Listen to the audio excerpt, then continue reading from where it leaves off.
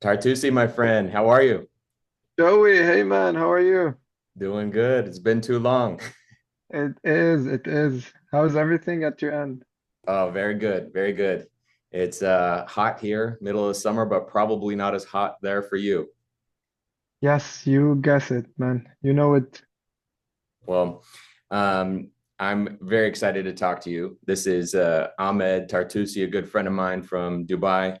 You're originally from Lebanon, and this guy is the MVP of Dubai basketball. That's for sure. The best basketball player in Dubai, hands down.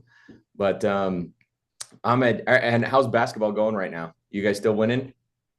Well, it's cool. We're still winning. Not always. I'm in between Saudi and UAE now, so it's quite tough to keep up with the league. But the past leagues we won some, we lost some. I don't have the best shooter in the league, so it was tough to do that, aka Joey. So yeah.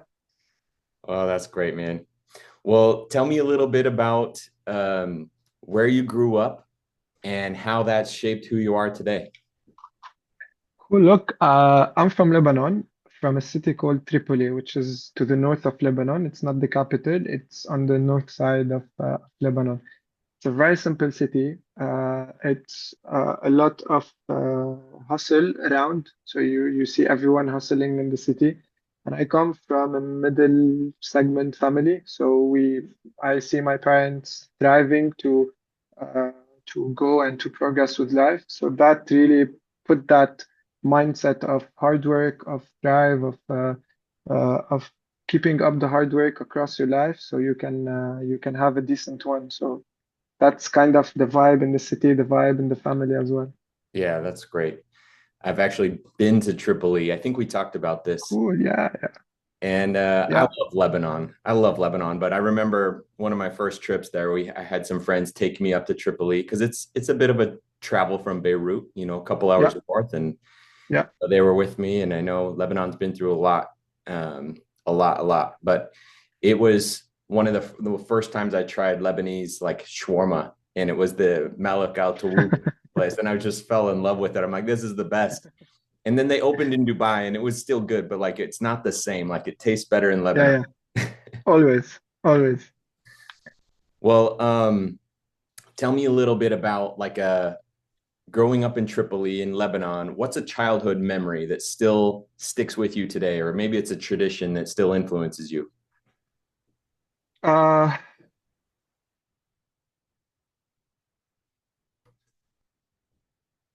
and around that time, is that can you hear me? It cut out for a little bit. I can't hear you. Yeah, Ekara. Cool. So I think the best memory is around exactly that time of the year where Adha is there. So that's a month of a lot of giving, a month of generosity, a month of where you try to help the poor. Hmm. And that was a tradition not just in the family, but you see it across the city. So the first day of Eid, of Adha Eid, specifically Adha, you Hmm. see the whole city is around a lot of giving and a lot of trying to help the people in need. So that was really something you grow up with. It sticks with you, and the more you thrive and you get things in life, you keep that in mind to give back to your city, to your people, and to the people in need. Yeah, that's great.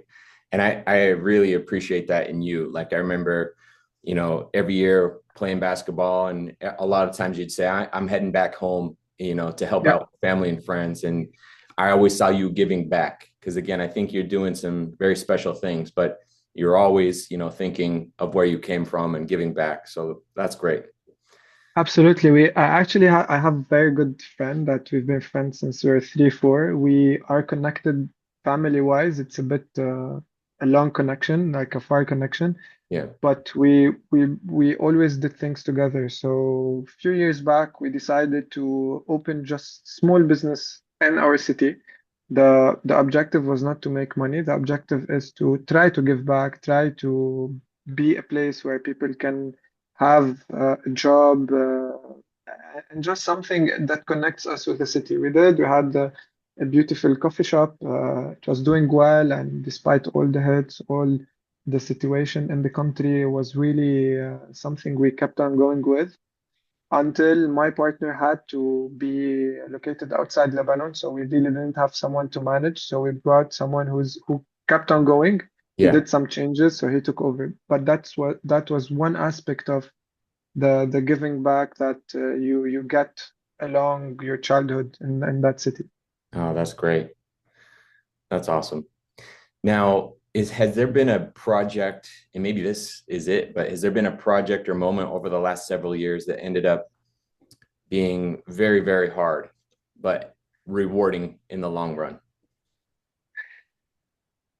Definitely, this sticks as one, but I think on a more personal, professional level, in my actual career, I work with L'Oreal, Mhm. and I used to, it's in the FMCG beauty sector.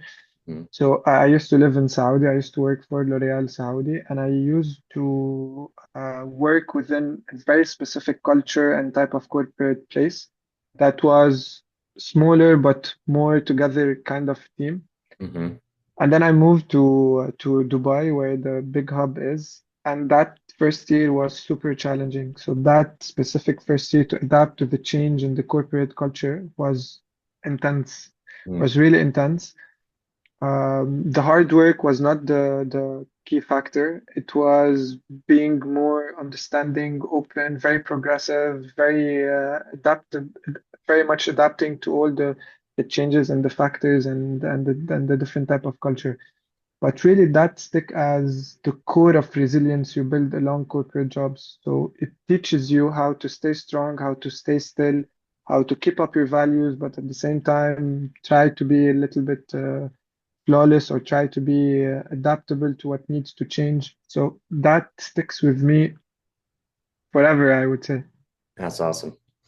Well, if you need beauty and makeup, Ahmed your guy. Like L'Oreal is massive. Oh, yeah. In the Middle East, this is huge. Like I don't know if this is true or not, but I heard that the Middle East region, specifically the Gulf, spends more money on makeup and cosmetics than anywhere on earth. That's very true. And I can tell you that we measure the category penetration through how much of people buys makeup versus other stuff. And that category is one of the highest. Yeah. And the number of products used in this region in makeup on monthly, weekly, or daily basis is one of the highest in the world. People are obsessed about beauty. Yeah. It's key. And we're here to help them with that, of course. That's my I, job. that's awesome. Yeah, the women and the men, but the women specifically, a lot of the Gulf Yes, traditionally is covered with a hijab, and so you amplify the facial features, the heels, in the perfumes. You know, absolutely. Hijab or even the khimar. So even when you have yeah, like face cover, that never was a blocking point of trying to be more beautiful. yeah. You'd be surprised that the obsession of beauty is still big. Hmm. And again, I mean, it's good luck to us. It's a good thing to have. So yeah. Yeah, that's great. Now, going back to Lebanon, Mhm. I miss Lebanon, and even going up in the mountains and smelling the fresh cedars, the air. But what's something unique about your Lebanese culture that you're really proud of? Oh, if look, there's a lot, honestly. Generosity is top.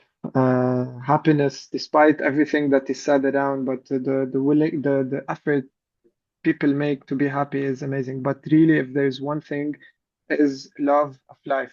Imagine everything that this country passed through, and I can say a lot of the nice stuff about people, but the love of life and the eagerness to put happiness ahead of them is amazing. And you could see it from how much Lebanese people are high spenders Hmm. on what entertains them. So you see it of after any big conflict in our country, a big war, any big problem, any economic situation that happens, next day, the moment a small positive news is out there, people are just trying to live the best day of their lives. And I really love this about the Lebanese people. Maybe sometimes people criticize it, even we criticize that ourselves because it might mask the reality that we need to change. But Hmm. I think what we're seeing today is with small hope, you could see that the vibe in the country is on another level. So yeah, That's great. Well, and best of luck to you to keep growing that culture. That's good. What's what is a local dish? Some food, some dessert. What should everybody try that's Lebanese? Because you got some good food. man, I think the list is super long. Where I come from, Tripoli specifically, Yeah. the food in general is super good, and it's known for the best value for money. So you don't get expensive food. You get very cheap street food, but still super clean, still good quality. And it's super well known for the desserts, for the Arabic Tripoli kind of desserts.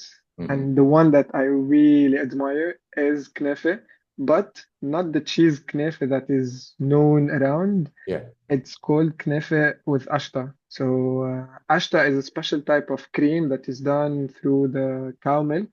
Uh-huh. And the way it is done in Lebanon, I think there is a place here that recently opened, which is Al Halab with green logo. They just opened in Dubai Mall.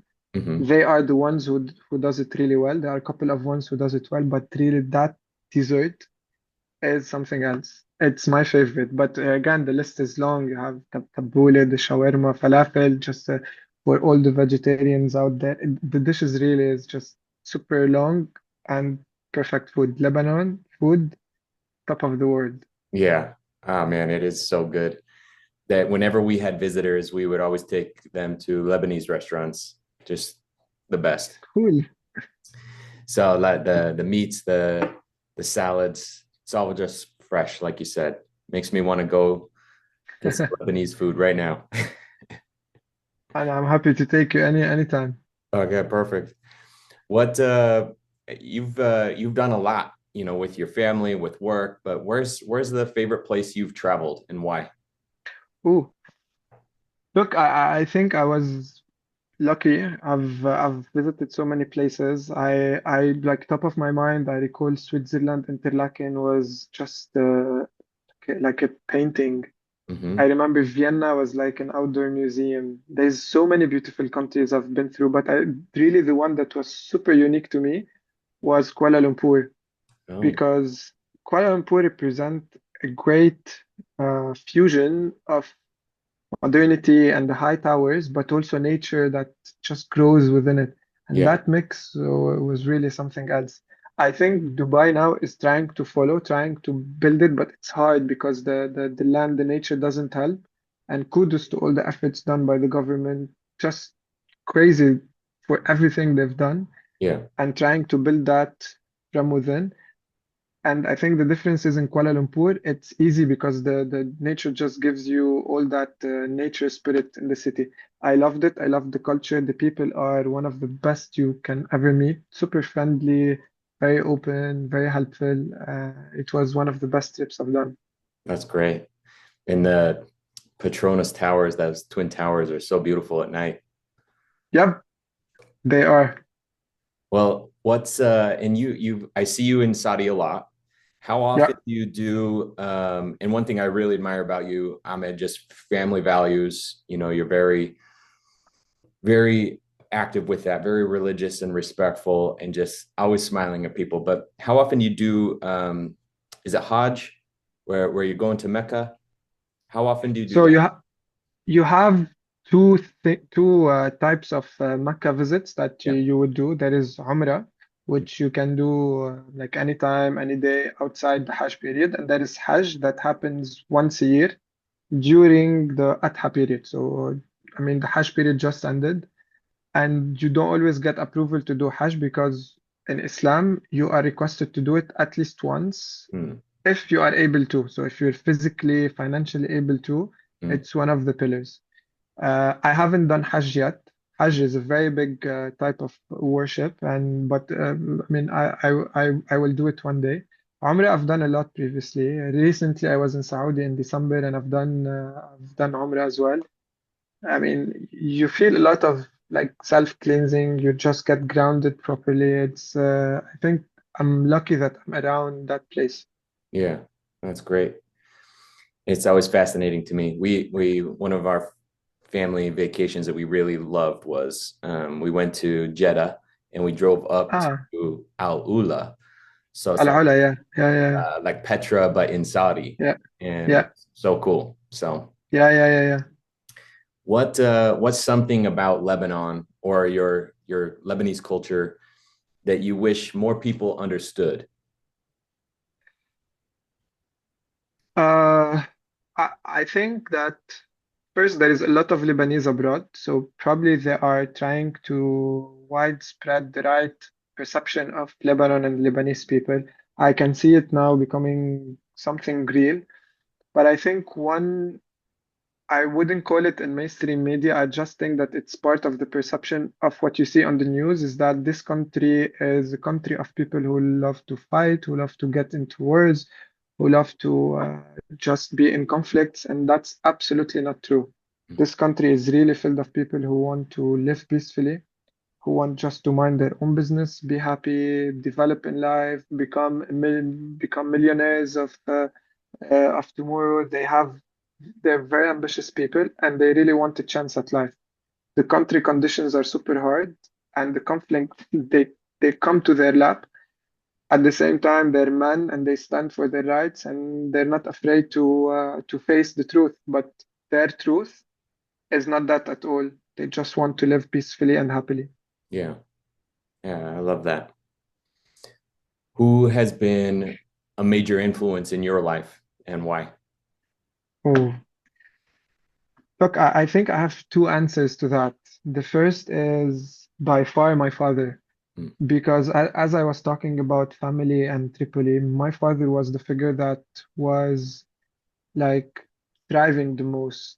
The hard work he puts, the facing any type of difficulty you could see, but standing still as a very solid man, for me was that's what I grew up with, and I really think that he influenced me a lot. I can't thank him enough. I always now that I grew up and I got some of that, I don't think I'm close to where he is, but at least I feel I got some of that. I'm always thankful to him. I communicate that to him because usually men thrive and it's not seen, but I really see it. He was my influence. He was my the figure that I really look up to. And the second figure in mind, I think my generation grew up watching Kobe play, mm, and the Kobe and LeBron, of course. I think they're both absolutely great. Kobe for me is when I was super attached to basketball, and the mindset that he portrayed, the mindset he taught everyone, he showed everyone, is unmatched. There is definitely him and MJ up there and at that level of mindset. And I feel it influenced me. The hate of loss and the effort. It's not just it's okay to hate loss. A lot of people hate loss, mhm. but the effort and the things he does not to lose is amazing. So he loses the next day, not the next day, the same day he's shooting, he's practicing, he's putting the work so that tomorrow he will win. And I think that's something that mindset is becoming rare to see today. And I hope more people get that if they want to be great. That's the mindset to get you there. Yeah, the Mamba mindset.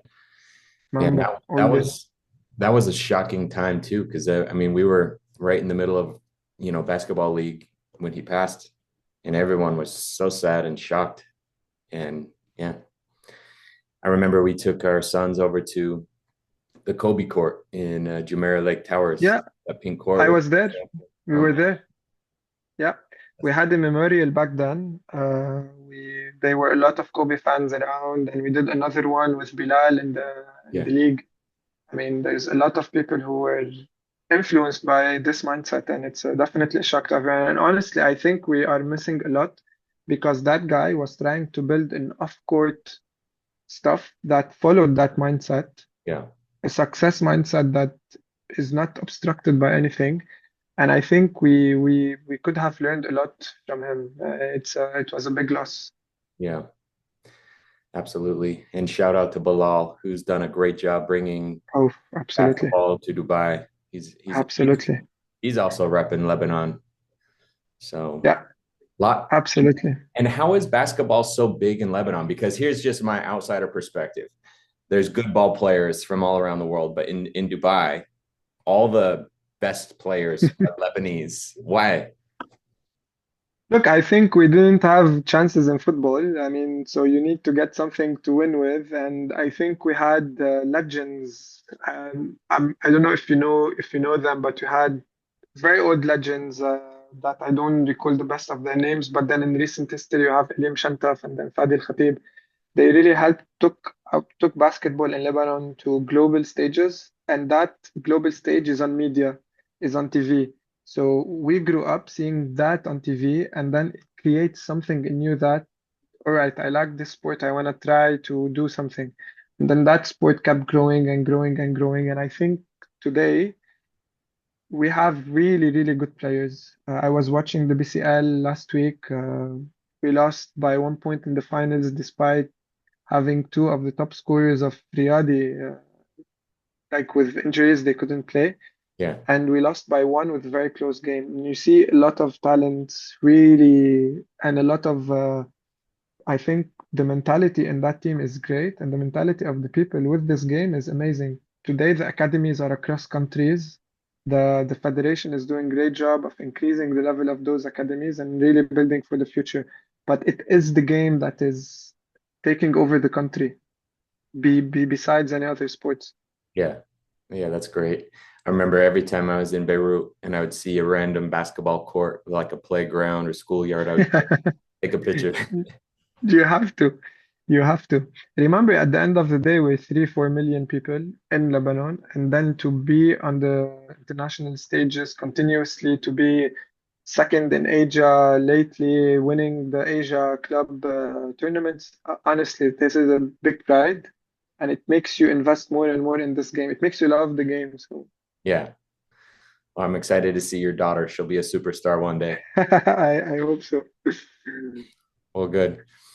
What if you could go back 10 years and give yourself some advice? What would that advice be? Ah, uh, look, I think there is really a lot.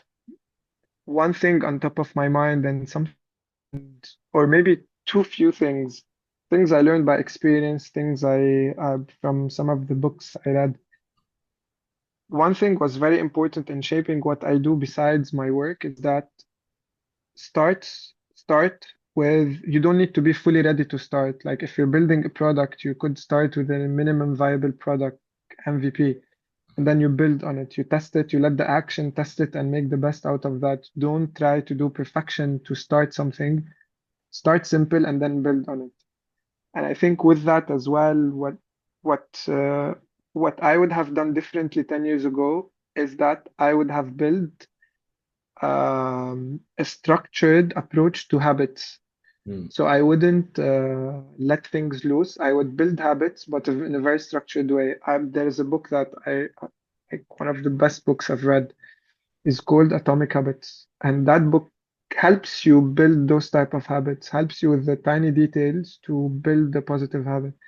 That thing is by far like a thing that I would put myself back in and change. Love that advice. And that's a great book. Um, yeah, and that's funny, just looking back. I mean, it's hard for me to say I'd change anything, but I would agree. Like little habits make a huge difference a decade later. Absolutely. Absolutely. I think in simple numbers, just imagine you do 10 push-ups a day only, which is super easy. Mm, In 1 year, you've done 3,650 push-ups. So just that would transform you, yeah. and scale it on reading one page on anything that you want to build in life. And it's a game changer. Yeah, I love that.